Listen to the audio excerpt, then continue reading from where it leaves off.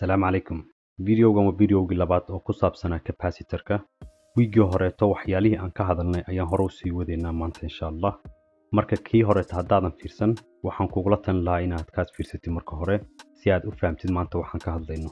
Waxyaalo badan ayaa maanta videogan arki doontaa oo waxaa laga yaabaa hore inaadan u arkin waxyaalaha gobolkood.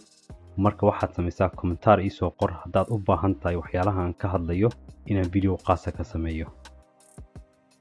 Marka aan fiirino maanta waxyaalaha oo aan videogan ku arki doono. Kow waxaan ka bilaabaynaa waxa la dhahayo time domain iyo frequency domain. Kadibna waxaan u sii gudbaynaa impedance concept-ga la dhahayo. Marka waxaan ku soo celinaa capacitor-ka sida uu shaqeeyo. Waxaan kale oo ka hadlaynaa waxa la dhahayo parasitic capacitance iyo dhibka ay leeyihiin. Ugu dambaysna simulation ayaan samaynaynaa.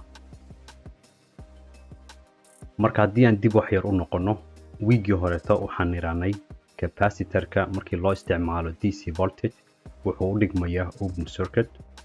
Waxaan kale oo niraanay capacitor-ka markii loo isticmaalo AC signal mise signal frequency-giisu ka weyn yahay gigahertz. Capacitor-ku wuxuu u dhigmayaa cadaadis mise resistance.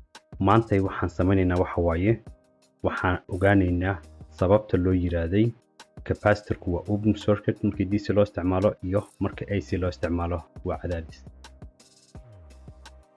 Marka time domain iyo frequency domain laga kala hadlayo waxaa laga wadaa haddii aan fiirino graph-kan koobaad waxaan arkaynaa x-axis-aha inuu yahay time-ka mise waqtiga.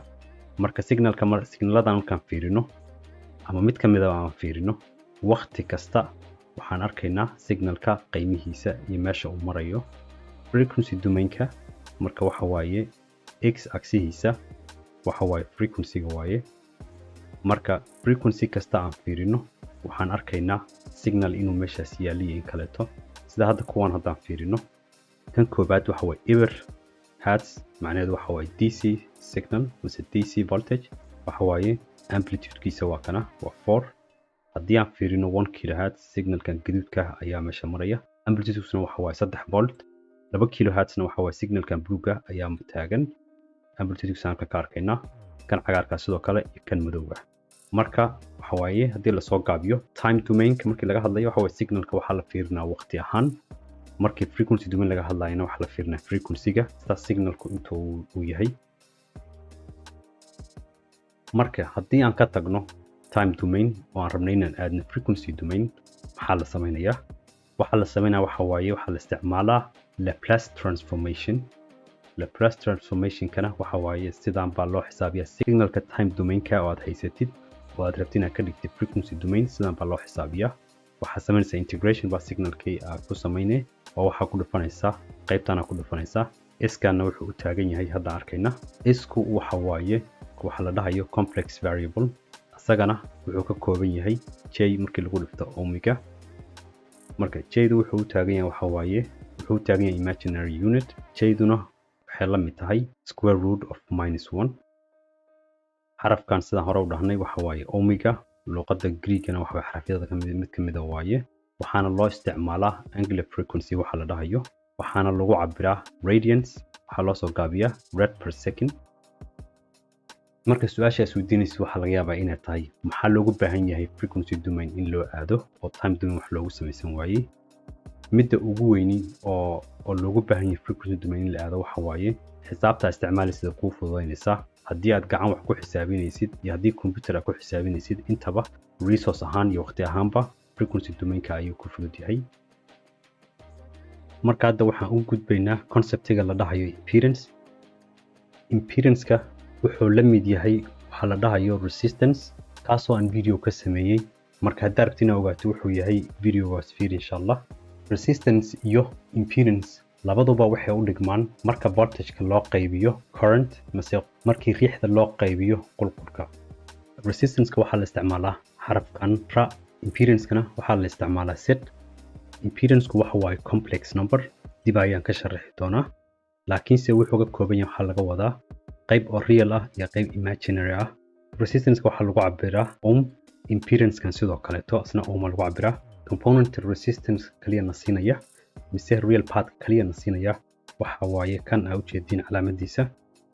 impedance-kana qaybtiisan imaginary-ga ah waxaana siinaya waxa waaye labadan component kana hore hadda ka hadlayno oo la dhaho capacitor-ka iyo midkan kaleeto la dhaho inductor-ka.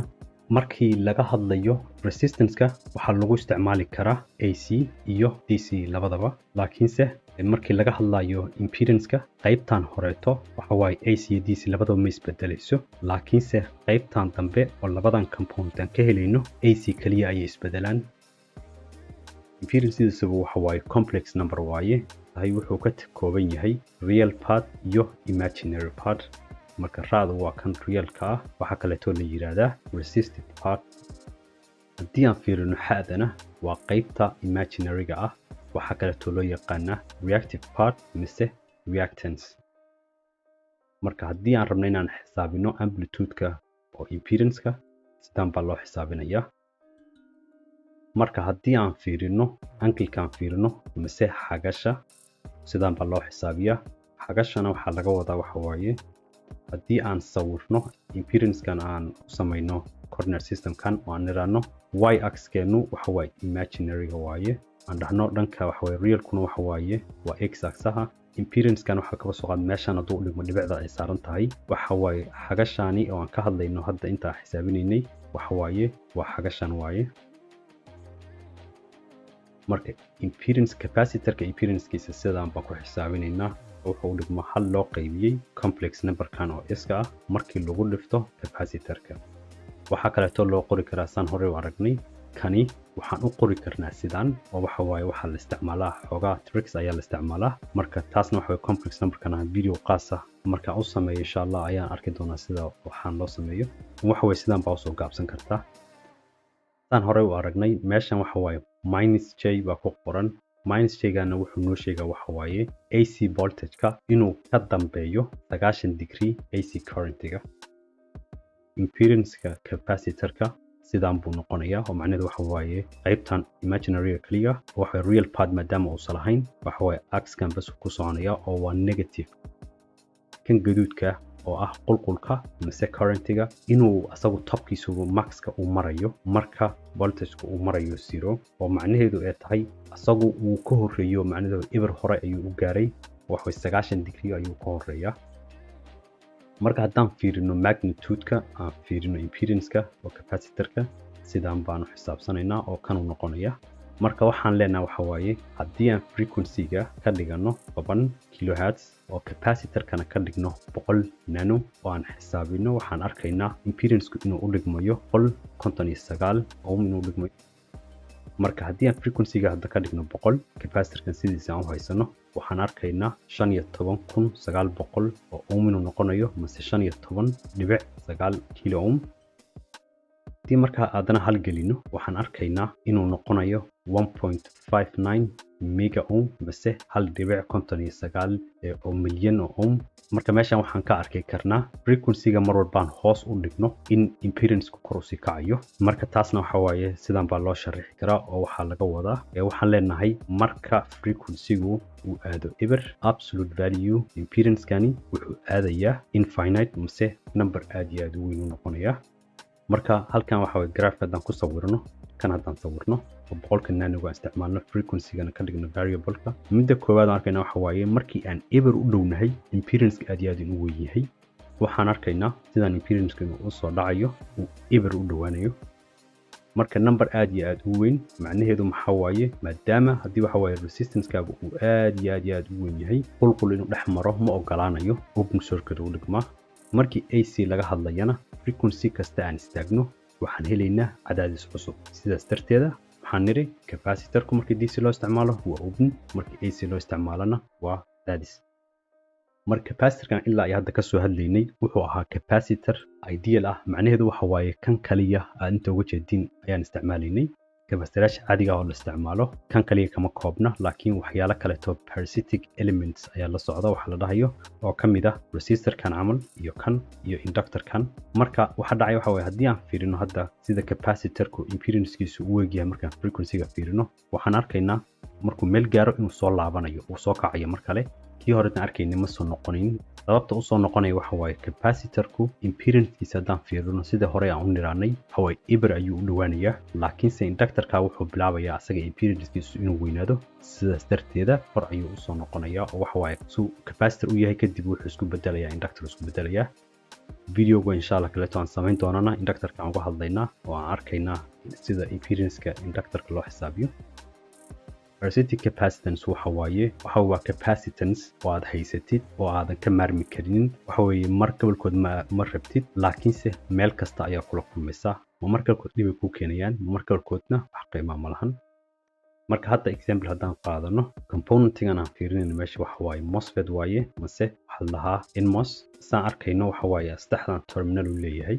marka waxa dhacaya waxa waaye kan waxa waaye waa ideal parasitickiisa haddaan fiirino sidaan buu noqonayaa marka waxa la xiriira waxa waaye labadan terminal dhexdooda waxa ku jira capacitor ku jira mase parasitic capacitor labadan lugna dhexdooda gate-ka iyo source-kana waxa ku jira capacitor drain-ka iyo source-kana sidoo kale capacitor ku jira marka dhibka ay noo keenayaan maxay tahay kaba soo qaad MOSFET-kan waxaan u isticmaalaynaa aan sida switch camal u isticmaalno signal waxa weeye aan diminino daarina gate-ka soo gelino waxa dhacaya waxa waaye capacitor-kan mar walba waxa waaye inaan buuxino mar walbana faaruqino marka wuxuu sameeyaa waxa waaye switch-kan sida aan u diminino u daarayno oo xakumaya dhaqsaha la dimin kariyo la daari karo marka sidaas darteed marka wax dhacaysa marka loo baahan yahay switch in la isticmaalo waxa la fiiriyaa capacitor-ka uu wato mase parasitic capacitor-ka especially kan anise markii amplification loo isticmaalayo camal ayuu wuxuu sameeyaa waxa la dhahayo Miller effect marka rabna signal konna u qaadno capacitor-kan ayaa bilaabaya inuu bandwidth dhibaatooyin keeno marka Miller effect ayaa lahaa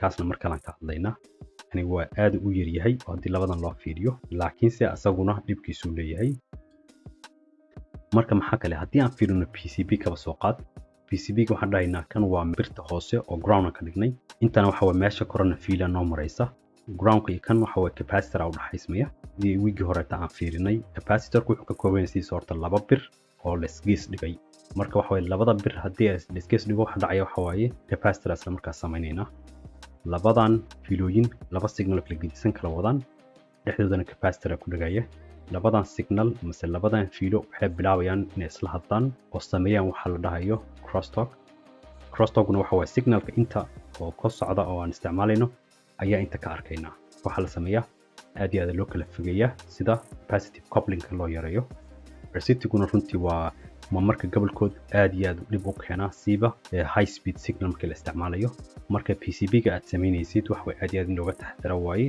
component-yaasha isticmaalaysid aad iyo aad looga taxadara waa la fiiriyo data sheet-yaasha simulation-kii haddana bilaabaynaa oo waxaan ka bilaabaynaa marka hore waxa la dhahayo time domain-ka waxaan fiirinaynaa qulqulka capacitor-ka iyo voltage capacitor-ka sida isku yihiin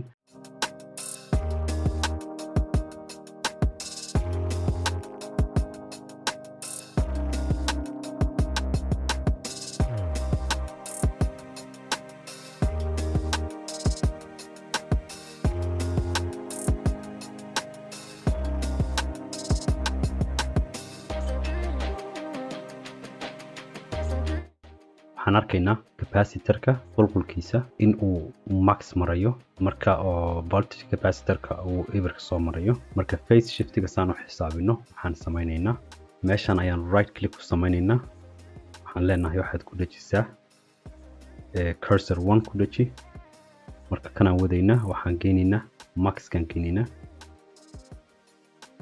kadib intaadana right click ku sameynaynaa labaan doorsanaynaa okay aan taabanaa marka waxa weeye number 2 waa kana isagan soo qaadayna isagana waxa max kan geynina marka waxa noo soo baxaya kan yariiska oo wuxuu noo sheegayaa waqtiga inta isku jiraan waxa noo soo baxay sida inta ka arkaysiin cursor 2 markii laga jaro cursor 1 waxa soo baxaya -25 milli ku dhawaad marka waxa saan xisaabinayna waxa waaye waxaan leenahay 300 iyo 60 degree markii lagu dhifto frequency-ga oo ahayd 10 hertz kadibna aan ku dhifano waqtigan labada xabo markii la kala jaray ah oo ahayd 25 milli ahayd marka milliseconds intaan ku dhifanayna laakiin se waxa kale oo xasuusanaa meeshan saan ka aragno inuu minus yahay 25 sidaas darteed waxa way minus ka dhigayna waxa inta noo soo baxay marka inuu yahay phase-ka u dhaxeeya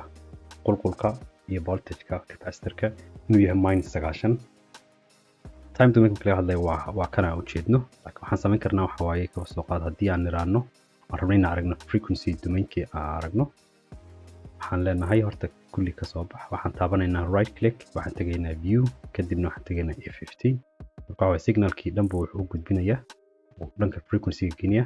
kan waxa hadda qulqulka ma rabno inaan aragno, voltageka bas ayaan rabnaa. waxaan arkaynaa marka waxa waaye haddaan fiirino meeshan frequency-ga horta inta noo soo baxaya, inta haddaan fiirinana waxaan arkaynaa waxyaalahan mar walba spike kasta arkayno wuxuu u dhigmaa signal u dhigmaa, laakiinse hadda haddaan fiirino halkan waxa waaye tone-kan weynka ayaa taagan. tone-kan haddaan fiirino wuxuu taagan yahay 10 hertz uu taagan yahay, sidii inta aan u doorsanay. inta markaa fiirsida aan u doorsanay 10, haddii inta marka 100 aan ka dhigno simulationka mar kaleeto tusaan dhahno, waxaan arkaynaa horta marka hore signalkeenu dhaqso ayuu noqonayaa. tan kaleetana waxa way awal 10kii kii hore uu joogay hadda wuxuu soo gudbayaa 100. maysu mar kale in lagu celiyo waa kan. waan deminaynaa, kan ayaa tegaynaa, waxaan leenahay right click, waxaan taabanaynaa view F50, waxaan tusaan leenahay voltage bas. waxaan arkaynaa marka awal wuxuu marayay 10 Soomaaliya inta ayuu joogay, hadda wuxuu marayaa 100. marka waxa way signalkan isticmaalna mar walba. kuwan kale to arkaysina waxaa la yiraahdaa harmonics. harmonics waxa waaye signal kaba soo qaad kasta oo aad isticmaalaysid oo ka kooban yahay hal tone ka badan. kan waxa waaye fundamental frequency waaye, kanna waxa waaye third harmonic, fifth harmonic, saas u soconaya. marka waxa waaye 100, 300, 500 saas u soconaya. wax way saartin way sii yaraanayaan. marka kuwan harmonics aan lahaa, laakiinse fundamental frequency-gana waa kana oo midkan waxa 100ka ku taagan 100 hertz. marka taasina waxay ahayd sida simulation loogu sameeyo oo loo arko time domain iyo frequency domain. marka intaan ayuu ku dhamaaday videogii.